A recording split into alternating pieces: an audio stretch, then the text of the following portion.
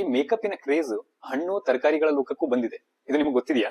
ಈಗ ನಾವು ಹೇಗೆ ಮನುಷ್ಯರು ಇನ್ನೂ ಚೆನ್ನಾಗಿ ಕಾಣ್ಬೇಕು ಅಂತ ಹೇಳಿ ಮೇಕಪ್ ಎಲ್ಲ ಮಾಡ್ತೀವಲ್ವಾ, ಅದೇ ತರ ಹಣ್ಣು ಮತ್ತು ತರಕಾರಿಗಳು ಶೈನಿಯಾಗಿ ಕಾಣಕ್ಕೆ ಮತ್ತೆ ಫ್ರೆಶ್ ಅನ್ಸಕ್ಕೆ ಕೆಲವೊಂದು ಕೆಮಿಕಲ್ಸ್ ನ ಯೂಸ್ ಮಾಡ್ತಿದ್ದಾರೆ.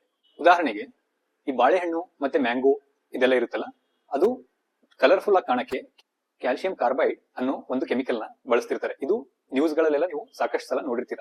ಅದೇ ತರ ಈ ಗ್ರೀನ್ ಲೀಫಿ ವೆಜಿಟೇಬಲ್ಸ್ ಹಸಿರು ತರಕಾರಿಗಳು ಶೈನಿಯಾಗಿ ಕಾಣಕ್ಕೆ ಮತ್ತೆ ಫ್ರೆಶ್ ಆಗಿರಕ್ಕೆ ಮೆಲಕೈಟ್ ಗ್ರೀನ್ ಅನ್ನೋ ಕಾಂಪೌಂಡ್ ಕೂಡ ಯೂಸ್ ಮಾಡ್ತಿರ್ತಾರೆ.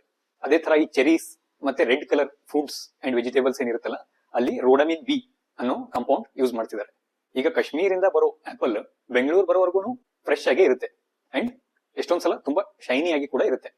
ಇದು ಆಶ್ಚರ್ಯಕರ ಅಲ್ವಾ? ಸೊ ಇದರಲ್ಲಿ ಹನಿ ಬಿ ವ್ಯಾಕ್ಸ್ ಅಂತ ಒಂದು ಲೇಪನ ಅದಕ್ಕೆ ಹಚ್ಚಿರ್ತಾರೆ. ಏನಿದು ಪ್ರತಿಯೊಂದು ತಿನ್ನೋ ಪದಾರ್ಥದಲ್ಲಿ ಕೆಮಿಕಲ್ ಯೂಸ್ ಮಾಡ್ತಿದ್ದಾರೆ ಅಂತ ಹೆದರ್ಸ್ತಿದೀನಿ ಅಂತ ಅನ್ಕೋಬೇಡಿ.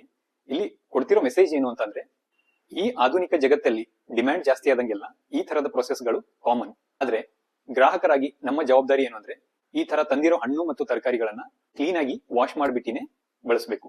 ಹಾಗೇನೆ ಆದಷ್ಟು ನಮಗೆ ಗೊತ್ತಿರೋ ಹತ್ತಿರದ ಅಂಗಡಿಗಳಿರುತ್ತಲ್ಲ, ಅಲ್ಲಿಂದ ಪರ್ಚೇಸ್ ಮಾಡಕ್ಕೆ ಟ್ರೈ ಮಾಡಬೇಕು. ರೈತರಿಂದ ನೇರವಾಗಿ ಪರ್ಚೇಸ್ ಮಾಡಿದ್ರೆ ಇನ್ನೂ ಒಳ್ಳೇದು ಅನ್ನೋದೇ ನಮ್ಮ ಮೆಸೇಜ್ ಆಗಿದೆ.